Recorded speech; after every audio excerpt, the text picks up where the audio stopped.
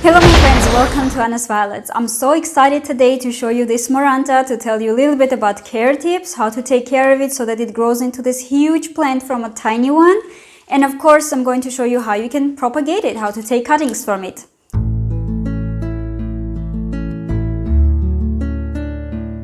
Hey everyone, I'm Anna and on this channel we're talking about plants and gardening. So if you're into plants, if you like to grow plants, then please consider subscribing to this channel and click on the bell button to be notified of all the videos that I post once or twice a week. I would like to tell you that the most important thing for these plants, actually the whole family of these plants, is humid air. If you have very dry air, you cannot just grow Maranta thinking that okay, everything will be fine, I will just spray it. Spraying helps, but spraying is not enough sometimes, because it really depends if, for example, in the summer, if the air is really hot, spraying once or twice a day may not be enough.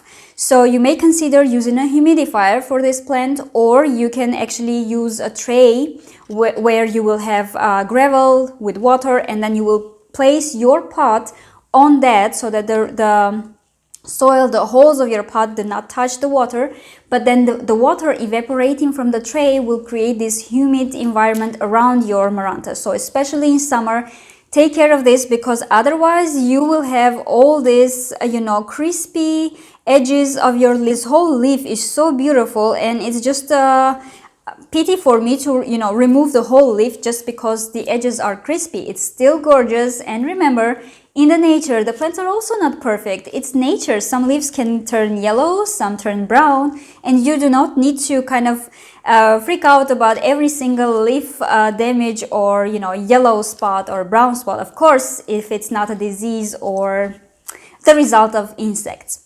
Alright, as for the watering, I keep the soil a little bit moist, however not all the time. So I can water it when the soil is a little bit dry.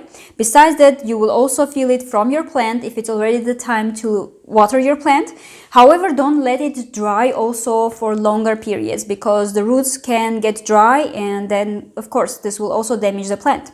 So the most important thing, the air humidity and the soil, a little bit on the moist side, but also you can let it dry a little bit between the waterings. So don't keep it wet all the time, okay?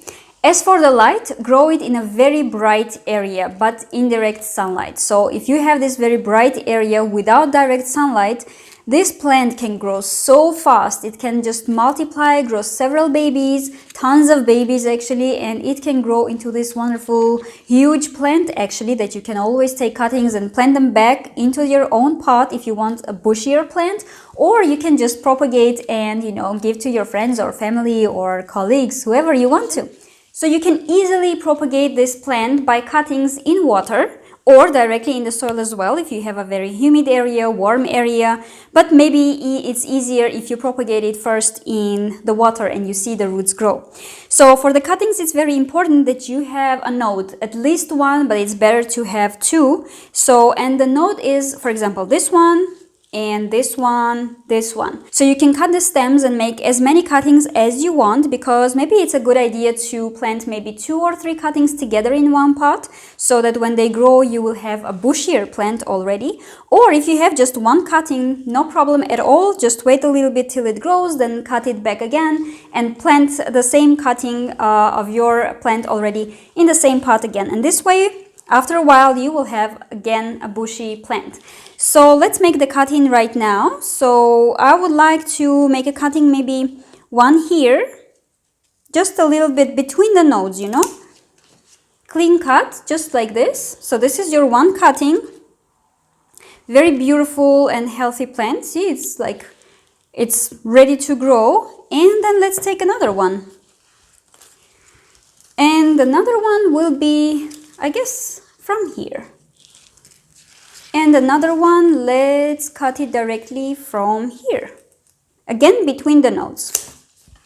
And this is your second cutting. So you can place it, you can put these cuttings again directly in the water and see the roots grow, or you can place them directly in the soil. You can actually try to make them grow roots only in perlite. This will also be a really good idea. But besides, you can maybe consider removing these leaves. Some people remove the leaves. I don't remove, so they will not really necessarily get rotten in the soil. And plus, if you remove the leaves, it will be easier for the plant to kind of grow roots and not struggle to, to photosynthesize or to maintain the leaves that it has, but to focus on the root growth. And so here are our cuttings ready to be planted. If you learned anything new, if you liked the video, please subscribe, click on the bell button, like button, share the video with your friends, write all your comments, your questions, maybe share your experience in the comments section below, and I will be really happy to answer all of your questions. You can also make friends with me on Facebook, Pinterest, and Instagram. Stay passionate about plants. See you next time.